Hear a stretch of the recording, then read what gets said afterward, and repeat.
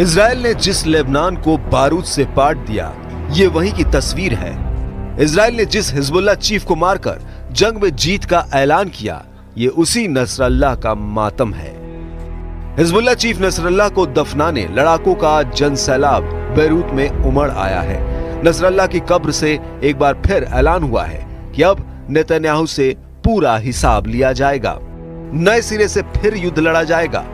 Israel से न Hamas डर रहा है, इजराइल से भिड़ने से न हिजबुल्लाह बच रहा है, न ही हूती फाइटर्स इजराइल को नुकसान पहुंचाने से पीछे हट रहे हैं। इजराइल एक हमला करता है तो बदले में ईरान के समर्थक लड़ाका ग्रुप इजराइल को घेर कर जवाब दे रहे हैं। बम के बदले मिसाइलें फटती हैं। जंगी जेट से हुए हमले का जवाब फाइटर ग्रुप ड्रोन अटैक से दे रहे हैं।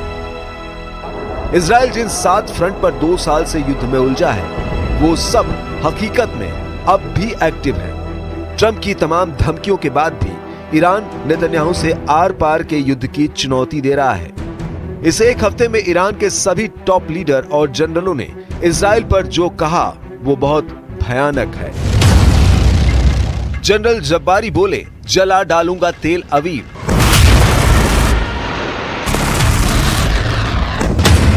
जनरल हुसैन सलामी ने कहा, हाइफा को मिट्टी में मिला दूंगा। कमांडर अली फदावी की धमकी, पूरा इजराइल है टारगेट।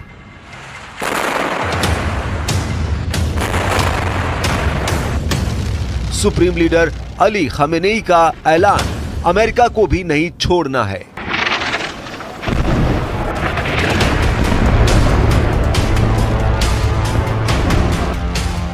नेतन्याहू की ट्रंप से अपील, ईरान के एटमी ठिकाने दहलाने का राइट टाइम आ गया।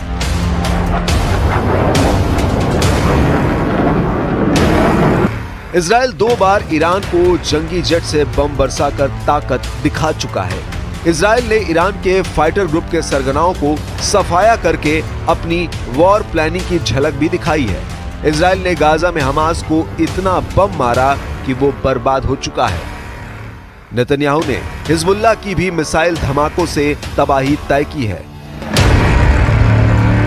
हूती फाइटर्स भी इजराइल की मार से चीख पड़े हैं, लेकिन इजराइल जितना मारता है, उसके दुश्मन उतनी मजबूती से दोबारा युद्ध को ललकारने लगते हैं। इसी वजह से इजराइल अब लड़ाका ग्रुप के असल आका ईरान को बर्बाद करने का ऑपरेशन शुरू कर रहा है। नेतन्याहू को ऑपरेशन थंडरबोल्ट में अमेरिका का फुल सपोर्ट भी मिलने की गारंटी है। ईरान के तीसरे हमले से पहले नेतन्याहू सभी खतरे का खात्मा कर सकते हैं। ईरान के नक्शे पर दिखाई दे रहे जिन लोकेशन को इजराइल ने सेट कर लिया है, उसे देखते चलिए। ईरान की राजधानी तेहरान, तेहरान से करीब 150 किलोमीटर दूर कौम, तेहरान से करीब 300 किलोमीटर दूर अरक, तेहरान से 316 किलोमीटर दूर नतांज सिटी, तेहरान से करीब 400 किलोमीटर दूर इस्फहान शहर, तेहरान से 500 किलोमीटर दूर अर्दकन शहर, तेहरान से 1000 किलोमीटर दूर वो शहर। इन जगहों को इजराइल ने लॉक कर दिया है। ईरान के इन 7 शहरों की शक्ल गाजा जैसी बनेगी। यहाँ लेबनान जैसे खंडहर दिखेंगे। इन सभी शहरों की सीरिया जैसा बारूदी तांडों की शुरुआत किसी भी वक्त हो सकती है। मिडिल ईस्ट क्वार्टरली ने अमेरिकी खुफिया एजेंसी CIA के 30 साल के अनुभवी और अमेरिकी इजराइल पब्लिक अफेयर्स कमेटी के शोध के हवाले से दावा किया कि ईरान पर इजराइल अब तक का सबसे बड़ा हमला करने वाला है। इजराइल एक ऐसी तैयारी पर काम कर रहा है जिसका मकसद ईरान के सभी परमाणु ठिकानों को एक झटके में नष्ट करना है। इजराइल को यकीन है कि ईरान अब एटम बमों को बना रहा है, इसलिए उसके किसी भी एटमी सेंटर को अब सलामत रहने नहीं दिया जाएगा।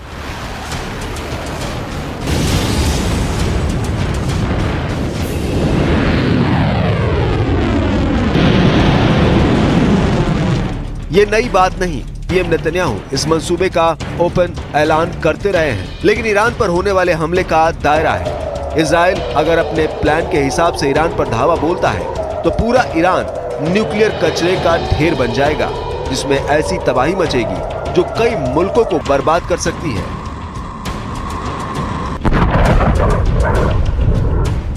इससे पहले अल अरबिया न्यूज ने दावा किया था कि एक यूरोपीय राजनयिक का मानना है कि इजराइल ने ईरान समर्थित लड़ाकों के हमले का बदला लेने का प्लान बना लिया है, जिसमें ज्यादा देर भी नहीं है।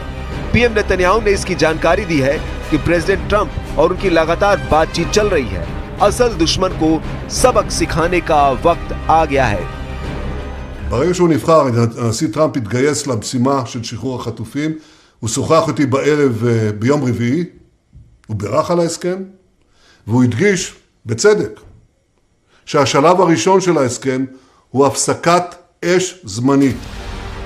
पीएम नेतन्याहू बार बार इस बात पर जोर दे रहे हैं कि जब भी जरूरत पड़ेगी वो अमेरिका के साथ हमास को फिर से युद्ध में पीटेंगे, जिसके मायने निकाला जा रहा है कि ईरान के खिलाफ इजराइल के हर एक्शन का रिमोट भी ट्रंप के हाथ में ही होगा। जैसे प्रेसिडेंट बाइडेन के वक्त इजराइल ने जब ईरान में घुसकर जंगी जेट से बम बरसाए, उससे भी बड़े हमले का प्लान इजराइल ने अब बना रखा है। नेतन्याहू इसलिए ही दुश्मन को घर में घुसकर मारने का ओपन ऐलान कर रहे हैं। אם נצטרך לחזור ללחימה, אנחנו נעשה זאת בדרכים חדשות, ונעשה זאת בעוצמה רבה מאוד. אנחנו שומרים על הזכות לחזור למלחמה, אם צריך, בגיבויה של ארצות הברית. इजराइल और अमेरिका दोनों को ईरान के एटम बम से डर लगता है। ट्रंप कई बार ये दावा कर चुके हैं कि अमेरिका किसी भी कीमत पर ईरान को एटम बम नहीं बनाने देगा, लेकिन ईरान ने सभी प्रतिबंधों को हवा में उड़ाकर न्यूक्लियर हथियार के कारखाने को एक्टिव रखा है।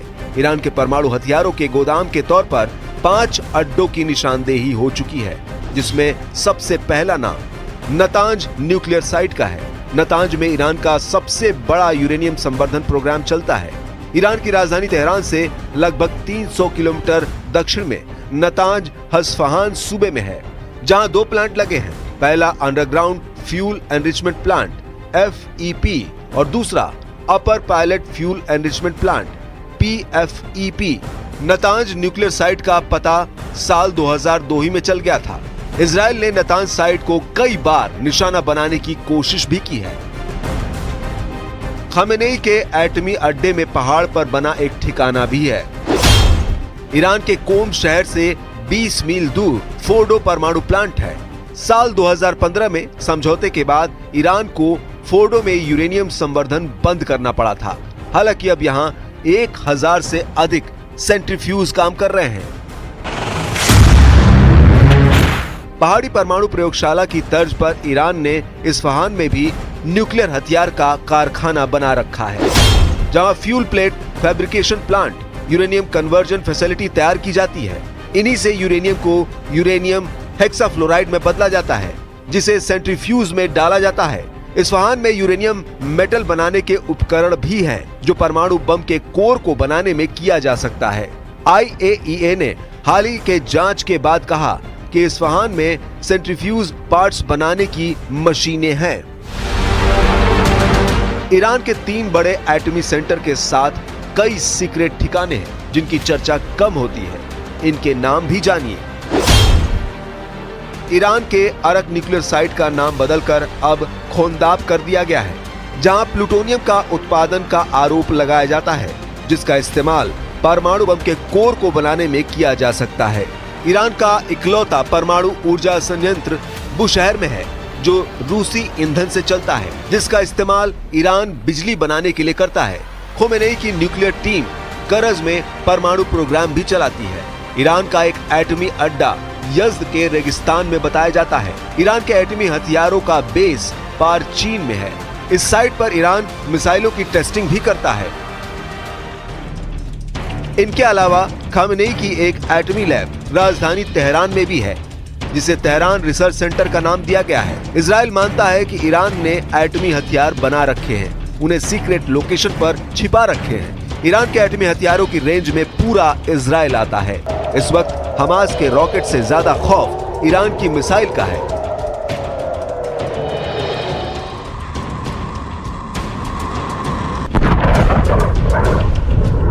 क्योंकि अब उसमें परमाणु बम भी फिट हो सकता है। अमेरिका दावा कर रहा है कि ईरान के पास अब इजराइल तक पहुंचने वाली मिसाइल भी है और उसमें लगाने के लिए एटम बम भी।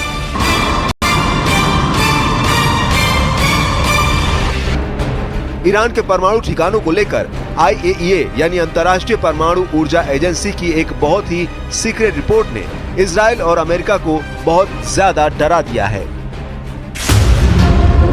IAEA की सीक्रेट रिपोर्ट में दावा किया गया है कि ईरान ने 60% तक संवर्धित यूरेनियम इकट्ठा कर लिया है। अब कहा जा रहा है कि बहुत जल्दी ईरान इससे 3 एटम बम बना सकता है। ईरान का यूरेनियम का स्टॉक 6 किलो 700 ग्राम से बढ़कर 128 किलो तक पहुंच गया है। एक परमाणु बम बनाने के लिए यूरेनियम का 90% तक संवर्धन करना जरूरी है और दावा किया जा रहा है कि ईरान ने 60% तक संवर्धन कर लिया है। हालांकि 90% तक संवर्धन करने और बम बनाने में उसे कई महीने लग सकते हैं, यानी ईरान अब परमाणु बम बनाने के बहुत करीब है। ऐसे दावे इजराइल और अमेरिका लगातार करते रहे हैं। इजराइल ने हमेशा कहा है कि वो ईरान को परमाणु बम नहीं बनाने देगा। अमेरिका भी ईरान के परमाणु कार्यक्रम को लेकर इजराइल की हां में हां मिलाता आया है। इस वक्त पूरा पश्चिम एशिया बहुत बड़े युद्ध के बीच सुलग रहा है। ईरान से लेकर इजराइल और तुर्की से लेकर सऊदी अरब। गाजा पट्टी में हो रही बमबारी ने पूरे अरब वर्ल्ड को बारूद के ढेर पर बिठा दिया है।